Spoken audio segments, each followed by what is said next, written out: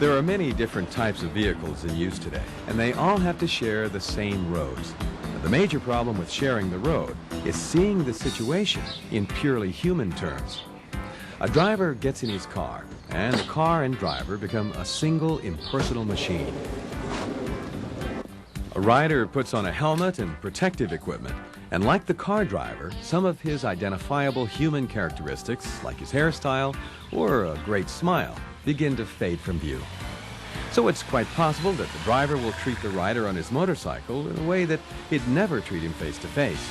And the way the car driver treats the motorcycle rider is important because in a collision, a rider is more vulnerable than a driver.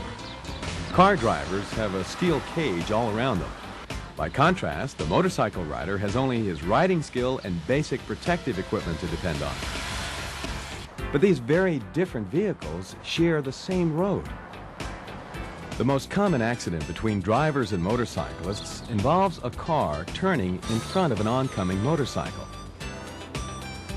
Even good drivers sometimes don't notice motorcycles or misjudge the rider's intentions. Motorcycles are much shorter and narrower than cars, so they present a smaller profile. If a driver is subconsciously expecting a motorcycle to be as long and as wide as a car, he may think it's farther away or going more slowly than it really is. Intersections are the most likely places for a collision for two reasons. First, because the car driver may not detect the motorcyclist. Second, if he does see the motorcyclist, the car driver may make a wrong interpretation of what the motorcyclist is doing.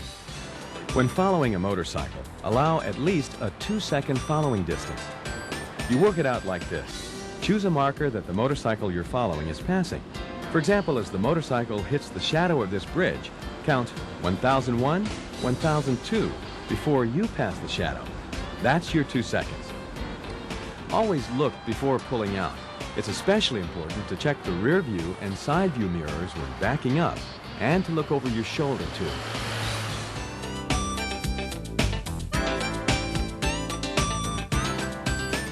Now that you understand motorcyclists a little better, share the road with them.